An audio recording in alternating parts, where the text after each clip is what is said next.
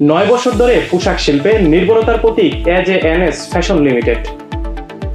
স্বল্প মূলধন দিয়ে শুরু, এরপর কঠোর পরিশ্রম আর নিজের আত্মবিশ্বাসেই সফল তরুণ উদ্যোক্তা। ছোট কাপড়ের দোকান থেকে শুরু, আজ পূর্ণাঙ্গ ফ্যাশন ব্র্যান্ড। স্বপ্ন, সাহস, কঠোর পরিশ্রম আর সফলতার অসাধারণ কিছু গল্প নিয়ে আজকে আমরা হাজির হয়েছি আপনাদের সামনে। আপনারা দেখছেন বিজনেস টুডে। ক্যাম্পাস টিভির নিয়মিত ব্যবসা বিষয়ক প্রতিবেদনে সবাইকে স্বাগতম জানাচ্ছি। আমি জুনায়েদ আহমেদ। এতক্ষণ দেখছিলেন বিজনেস টুডের সংবাদ শিরোনাম। এখন যাচ্ছি বিস্তারিত খবরে।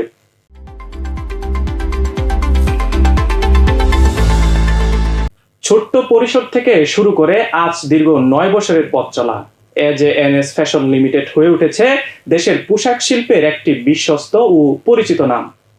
সময়ের সঙ্গে প্রতিষ্ঠানটি শুধু উৎপাদন বাড়ায়নি, তৈরি করেছে কর্মসংস্থানের সুযোগ আর হয়ে উঠেছে এক আস্থার প্রতীক। এজেএনএস ফ্যাশন লিমিটেডের সফলতার গল্প জানবো ফুয়াদ হাসানের বিস্তারিত প্রতিবেদনে।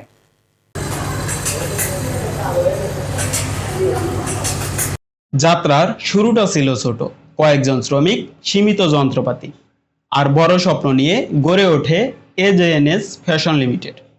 প্রথম দিকে শুধুমাত্র স্থানীয় চাহিদা পূরণই ছিল মূল লক্ষ্য, কিন্তু সময়ের সাথে প্রতিষ্ঠানটি নতুন নতুন প্রযুক্তি যুক্ত করেছে, বেড়েছে উৎপাদন ক্ষমতা, মানেও এসেছে উল্লেখযোগ্য উন্নতি। এখন এখানে তৈরি হয় মানসম্মত বিভিন্ন ধরনের পোশাক, যা স্থানীয় বাজারের পাশাপাশি বিভিন্ন কর্পোরেট প্রতিষ্ঠানেও সরবরাহ করা হয়। বিগত 9 বছর ধরে এখানে চাকরি করি। 9 বছরের শুরুতে আমরা যখন এখানে আমি জয়েন করি তখনও 6টা মেশিন ছিল। তারপরে থেকে আস্তে আস্তে আস্তে আস্তে আমরা সবাই চেষ্টা করি, পরিশ্রম দিয়ে এ পর্যন্ত আসি। এখন মোটামুটি 100-র মতো ওয়ার্কার চলে। বর্তমানে এই প্রতিষ্ঠানে কাজ করছেন শতাধিক কর্মী। কেউ কাজ করছেন কাটিং সেকশনে, কেউ সেলাই ইউনিটে, আবার কেউ চূড়ান্ত প্রস্তুতির অংশে। অনেক কর্মীর কাছেই এজেএনএস ফ্যাশন লিমিটেড মানে জীবনের নিরাপদ আশ্রয়। এই জায়গায় আমি 2 বছর ধরে রানিং কাজ করতেছি। এই ফ্যাক্টরির নিয়মকানুন অনেক ভালো, ব্যবহার সব দিকে ভালো আছে। আমি আশা করি আর ফ্যাক্টরি আরো বড় হবে। তো এখানে ভালোই সুযোগ সুবিধা, কাজে কর্মে, তারপরে আপনার আমাদের বেতনটাও ঠিক মতনই দেয়। এখানে একটা সুযোগ সুবিধা, এখানে ঠিক মতো বেতন পরিশোধ করা হয়। এখানে কাজের নিয়মকানুন আছে, নিয়মের মাধ্যমে কাজ করতে হয়। ভবিষ্যৎ পরিকল্পনায় রয়েছে প্রোডাকশন ইউনিট সম্প্রসারণ, রপ্তানি বাজারে প্রবেশ এবং কর্মীদের জন্য প্রশিক্ষণের সুযোগ বাড়ানো। তারা বিশ্বাস করে দক্ষতা আর গুণগত মানই পারে একটি প্রতিষ্ঠানকে টেকসই করে তুলতে। একটি ছোট উদ্যোগ কিভাবে সময়ের সঙ্গে এগিয়ে গিয়ে সমাজে ইতিবাচক ভূমিকা রাখে তার উদাহরণ এজেএনএস ফ্যাশন লিমিটেড। এই ধরনের প্রতিষ্ঠানগুলো শুধু অর্থনীতিতেই ভূমিকা রাখে না, বরং অর্থনীতির পাশাপাশি মানুষ ও সমাজের ভবিষ্যৎ গড়তে গুরুত্বপূর্ণ ভূমিকা রাখে। Fuad Hasan, campus TV, Savar, Dhaka. স্বপ্ন দেখেছিলেন ছোটবেলায়, আর সেই স্বপ্নকেই বাস্তবে রূপ দিয়েছেন কঠোর পরিশ্রম আর ধৈর্য দিয়ে। স্বল্প মূলধন আর ছোট পরিসরে শুরু করে আজ তিনি একজন সফল বাইক শোরুমের মালিক। কে এই স্বপ্নবাজ তরুণ, সেই সম্পর্কেই বিস্তারিত জানবো জিন্নাত আরা নূরের রিপোর্টে।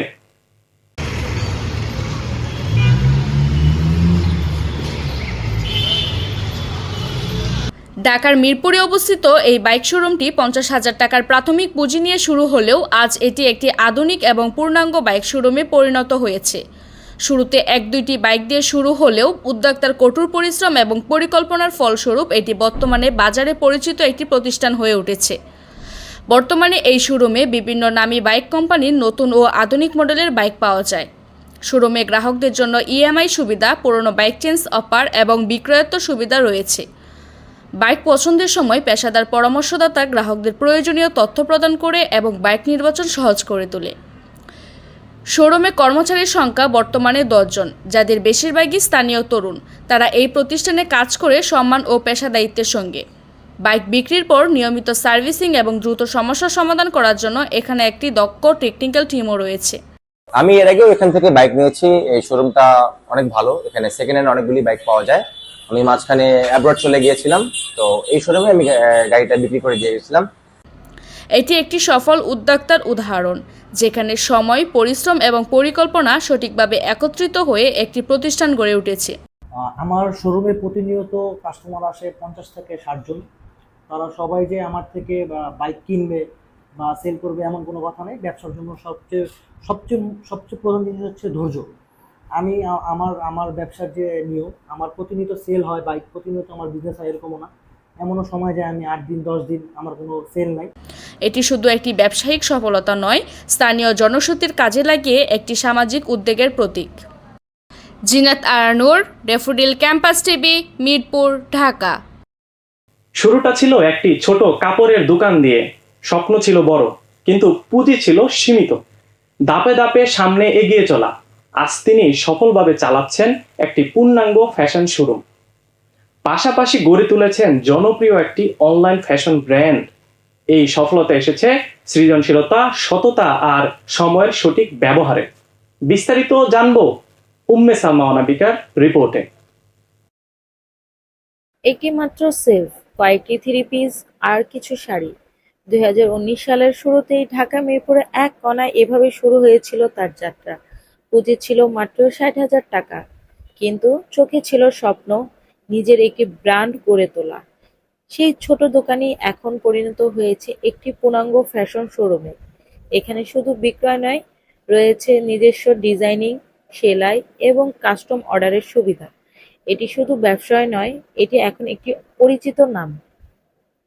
আমাদের বিজনেসের টাইমটা অনেক লং টাইম। আমাদের অফলাইন এবং অনলাইন দুটো মাধ্যমেই আমরা সেল করে থাকি। তো আসলে আমাদের এই জার্নিটা অনেক কঠিন, এত সহজ ছিল না। খুব ছোট থেকেই আমরা বিজনেসটা রান করে এত দূর আসছি।